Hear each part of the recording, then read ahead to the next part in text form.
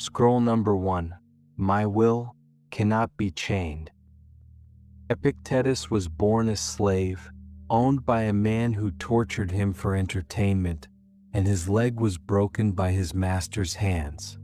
He had no money, no freedom, no rights, and no body that was truly his own. He built one of the most powerful philosophies in human history anyway. I have no comparable excuse for weakness. There is one thing in this life that no one can touch.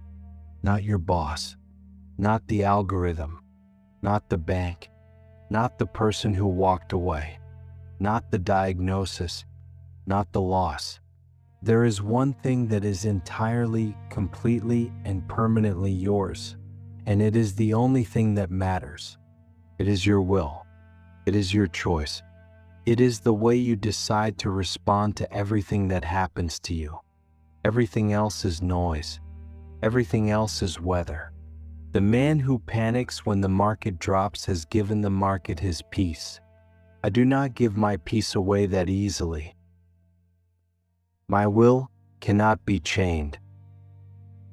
I understand this now, and it changes everything. My phone can be taken. My savings can disappear. My plans can collapse. My reputation can be attacked by someone who never knew me. These things can happen, and some of them will. But none of them touch the part of me that decides. None of them reach the part of me that chooses how to stand, what to think, who to be. Epictetus said it plainly, "You may chain my leg, but not even Zeus can chain my will." He said this while still in chains, while still owned, while still powerless by every measure the world uses to measure power. And he was right. I scroll through a world that is designed carefully and deliberately to make me forget this. Every notification is a small demand that I react. Every headline is a small demand that I panic. Every comparison is a small demand that I shrink.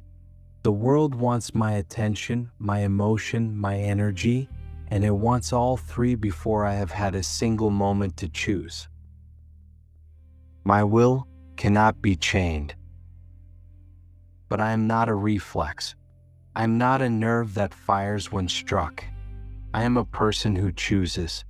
And from this day forward, I stop treating every external thing as if it has power over me, because it does not. What has power over me is only what I allow inside. What shapes me is only what I choose to accept as mine. My will cannot be chained. There are two categories in this life. The first, things I control. My thoughts, my choices, the effort I make, the values I carry, the way I speak to myself when no one is listening. The second, everything else. My body as others see it. What people say about me. Whether the deal closes. Whether the timing is right. I do not fight the second category. I do not rage against it. I release it. This is not passivity. This is precision. I spend myself only where spending produces something real. I place my energy entirely and ruthlessly into the first. Most people never make this distinction. They spend their entire lives fighting for outcomes they cannot control, and they call that ambition. They exhaust themselves on things that were never theirs to determine, and they wonder why they feel empty. I will not do that. This is not surrender. Do not mistake it for that. This is the opposite of surrender. The person who chases every outcome, who panics at every shift in circumstance, who begs the world to cooperate, that person has already surrendered. They have handed control to things that will never stay still. I do not do that. I have learned the difference between what I own and what I am only borrowing. My will cannot be chained. I do the work that is mine to do. I make the decision that is mine to make. I show up with everything I have, fully, completely, without holding back, and then I release the result. because the result is not mine. The result belongs to circumstances, to timing, to the 10,000 variables I never controlled. What is mine is the effort, the intention, the choice. And I claim those. I own those.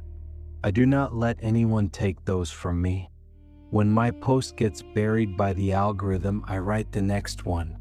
When the project collapses on launch day, I rebuild. When someone walks away, I do not collapse with them. I return to the only ground that holds, what I choose, what I think, what I do next. This is not resignation.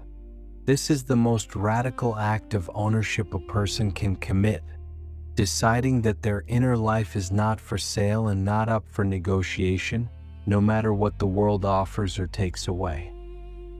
The man who broke Epictetus's leg believed he was breaking the man. He was not. You cannot break what is not physical. You cannot chain what lives in the will. Epictetus walked out of slavery, not with his body, eventually, but with his mind. Immediately, on the first day, he understood that his thoughts were his own. He carried nothing from that life except the one thing no one had taken. He built everything from that. My will cannot be chained. I understand this today. I feel it in the way I start this morning, not waiting for the world to arrange itself into something comfortable, not asking for permission, not checking whether the conditions are perfect. The conditions will never be perfect. The world does not organize itself around my comfort. I do not need it to. What I need is already here inside the part of me that decides. I need only this. The clarity to know what is mine, the discipline to work on what I can change, the steadiness to release what I cannot, and the will, unbroken, unchained, entirely my own, to keep going regardless. No one gave Epictetus a smooth start. No one handed him peace or freedom or comfort. He chose them. Inside chains, inside poverty, inside a life that looked like nothing from the outside, he chose them every single day. I can do no less. My will cannot be chained. My will cannot be chained. My will cannot be chained.